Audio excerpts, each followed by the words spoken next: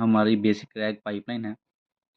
जो हमारे बिज़नेस का कंटेक्स्ट है, हम चाहते हैं कि हमारा जो मॉडल है, वो हमारे जो बिज़नेस है उसका कंटेक्स्ट उसे पता हो। तो हम क्या करते हैं, हम रैग पाइपलाइंस यूज़ करते हैं। हम एक वेक्टर डेटाबेस बनाते हैं। जो वेक्टर डेटाबेस उसे कंटेक्स्ट प्रोवाइड करता है हमारे एलएलएम को कि हमें इस जो हमारा बिज़नेस है उसके कंटेक्स्ट के ऊपर हमें रिस्पॉन्स चाहिए। इसकी बेसिक पाइपलाइन आप देख सकते हैं।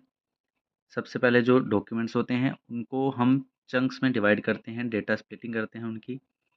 फिर उनको हम वेक्टर्स एम्बेडिंग करते हैं, डेटा एम्बेडिंग जिसे हम बोल सकते हैं। फिर उसको हम एक डेटाबेस में डेटा स्टोर कर देते हैं, वेक्टर डेटाबेस में।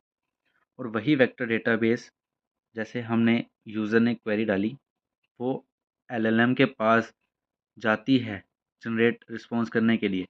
लेकिन जो एलएलएम है वो हमें जो रिस्पॉन्स है वो किस बिहाफ पे देता है, जो हमने वेक्टर डेटाबेस में जो हमें चंक्स हैं वो स्टोर किए होते हैं। जो वेक्टर एम्बेडिंग्स जैसे ये हैं, उनमें से जो रेलेवेंट वेक्टर एम्बेडिंग है वो इंट्रोड्यूस की जाती है वेक्टर डेटाबेस में। जो उसके चंक स्टोर हैं फिर वो इंट्रोड्यूस किए जाते हैं। और फिर उसका यूज़ करके जो हमारा एलएलएम है वो हमें एक एक्यूरेट और जो हमारा बिल्कुल ही क्लीन जिसे हम बोलते हैं वो रिस्पॉन्स हमें जनरेट करके देता है। और ये भी एक डायग्राम है जिससे आपको शायद अच्छी तरह से समझ आ जाए। डॉक्यूमेंट्स होती हैं, चंकिंग होती हैं, एम्बेडिंग्स, वेक्टर डेटाबेस और यूज़र क्वेरी, क्वेरी एम्बेडिंग और वेक्टर डेटाबेस यहाँ इंट्रोड्यूस होता है और चंक्स उसमें वो होती हैं।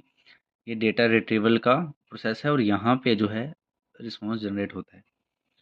और दो typical rag process visualised in diagram एक लीनियर फ्लो जो है वो करता है, प्रोड्यूस करता है। सबसे पहले होता है डेटा इंजेशन। जो रॉ डॉक्यूमेंट्स होते हैं वो चंक्ड होते हैं और कन्वर्ट किए जाते हैं वेक्टर एम्बेडिंग्स में। जो वेक्टर स्टोरेज और जो एम्बेडिंग्स है वो सर्चेबल डेटाबेस में स्टोर की जाती है। फिर आता है रिट्रीवल। यूज़र क्वेरीज को वेक्टर्स में कन्वर्ट करते हैं और फिर उस वेक्टर से जो रेलेवेंट वेक्टर हमारे डेटाबेस में पड़ा हुआ है वो सिमिलैरिटी सर्च के लिए सिमिलैरिटी सर्च यूज़ करके हम वो डेटा रिट्रीव करते हैं।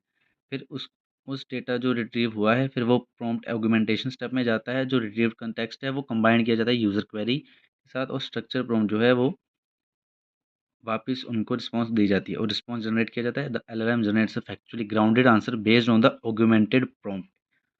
ये है हमारा बेसिक रैग और रैग पाइपलाइन। Thank you.